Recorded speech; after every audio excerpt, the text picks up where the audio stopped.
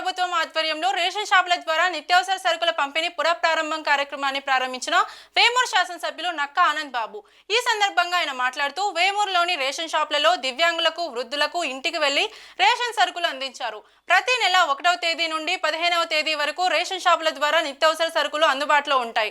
లబ్ధిదారులు తమకు అనుకూలమైన సమయానికి ఎలాంటి ఇబ్బంది లేకుండా రేషన్ తీసుకోవచ్చు. 65 ఏళ్లు పైబడిన వృద్ధులు, దివ్యాంగులకు డీలర్ల ద్వారా ఇంటి వద్దనే రేషన్ సరుకులు పంపిణీ చేయడం జరుగుతుందని అన్నారు. మన షాపు మన రేషన్ కార్యక్రమానికి శ్రీకారం చుట్టాం.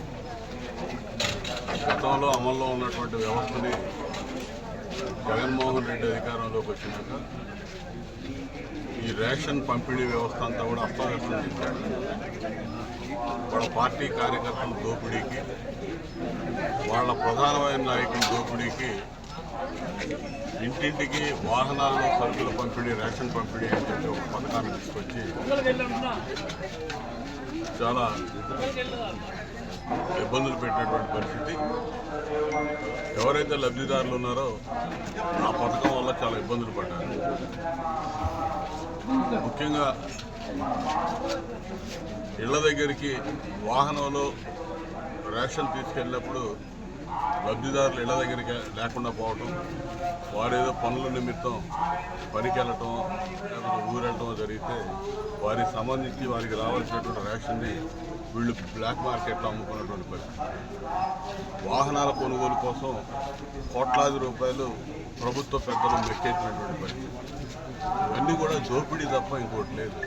అదేమంటే ఇంటింటికి రేషన్ ఇస్తున్నామని చెప్పి ఒక అబద్ధాన్ని నమ్మబడటానికి ప్రయత్నం చేశారు. దానివల్ల చాలా నష్టాలు జరిగినాయి. వాలంటీర్ వ్యవస్థను తీసుకొచ్చి అన్ని కార్యక్రమాలు ఇంటింటికి అందిస్తామని చెప్పి ఆఖరికి పెన్షన్ కూడా వాలంటీర్ లేకపోతే ఇవ్వలేము అనే పరిస్థితి తీసుకొచ్చాడు జగన్మోహన్ రెడ్డి. ఎన్నికల ముందు ఎలక్షన్ కమిషన్ నిబంధనల ప్రకారం వాలంటీర్లు లేకుండా ఎంప్లాయీస్ ఇవ్వండి అని చెప్తే వాలంటీర్లు లేకపోతే అసలు ఆ వ్యవస్థ నడవదు, పెన్షన్లే డిస్ట్రిబ్యూట్ కావు ఈ రాష్ట్రంలో అన్నట్టుగా ప్రవర్తించి వేసవి కాలంలో పనులు ముసలి వాళ్ళు చనిపోవడానికి కూడా కారణమయ్యాడు. ఇప్పటికి తను తీసుకొచ్చిన వ్యవస్థలతో పని జరిగిద్దని చెప్పి నమ్మబరచడానికి ప్రయత్నం చేశాడు. ఇవాళ వాలంటీర్ వ్యవస్థ లేకుండా సంవత్సర కాలం నుంచి 1వ తేదీ సెలవు వస్తే ముందు రోజే పెన్షన్ల పంపిణీ 2 గంటలు 3 గంటలు పూర్తి చేస్తున్నాం. రాష్ట్ర వ్యాప్తంగా రికార్డు స్థాయిలో పూర్తి చేస్తూ ఉన్నాం. వాలంటీర్లు లేరు కదా, మరి ఎలా పూర్తి అవుతా ఉంది? కోటాను కోట్లు, 100 కోట్ల రూపాయలు, 1000 కోట్ల రూపాయల ప్రజాధనం దోచుకున్నారు, దుర్వినియోగం చేశారు, వృధా అయింది. అదేవిధంగా రేషన్ పంపిణీ వ్యవస్థలో కూడా 100 కోట్ల రూపాయలు దుర్వినియోగం చేశారు. ఈ వ్యవస్థని చక్కదిద్దాలి, సక్రమమైన మార్గంలో పెట్టాలి. ప్రతి ఒక్కరు కూడా ఎప్పుడు వెళ్ళినా కూడా లబ్ధిదారుడు ఎప్పుడు వెళ్ళినా కూడా వాళ్ళ ప్రాంతంలో ఉన్నటువంటి రేషన్ స్టోర్ తెలిసి ఉండాలి. అందులో 65 ఏళ్ళు పైబడిన వాళ్ళకి, వికలాంగులకి ఇంటి దగ్గరికే తీసుకెళ్ళి రేషన్ ఇవ్వబోతాం. ఇబ్బంది ఏమి లేదు. లేని వాళ్ళు, పనికి వెళ్ళేవాళ్ళు, వేరే ఇతరత్ర వ్యాపారాలు ఉన్నవాళ్ళు వాళ్ళకి కుదిరిన టైంలో వచ్చి రేషన్ దుకాణం దగ్గర తీసుకొని వెళ్తారు. లబ్ధిదారుడి దగ్గర డబల్ కమిషన్ నొక్కాల్సిన అవసరం కూడా ఇక్కడ లేదు.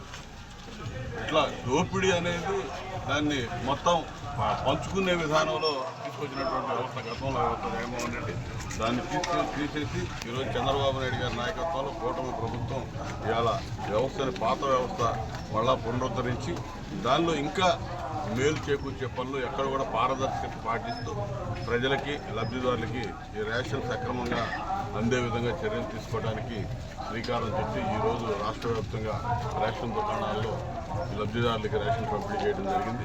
ఇది బృహత్తరమైనటువంటి కార్యక్రమం. ఈ కార్యక్రమంలో ఎటువంటి లోటుపాట్లు లేకుండా దాన్ని ఎప్పటికప్పుడు సమీక్షించుకొని ముందుకు పోతాం. ఖచ్చితంగా వృద్ధులకి, వికలాంగులకి ఏ ఇబ్బంది లేకుండా వారి ఇంటి దగ్గర తీసుకెళ్లి రేషన్ ఇవ్వడం జరిగింది.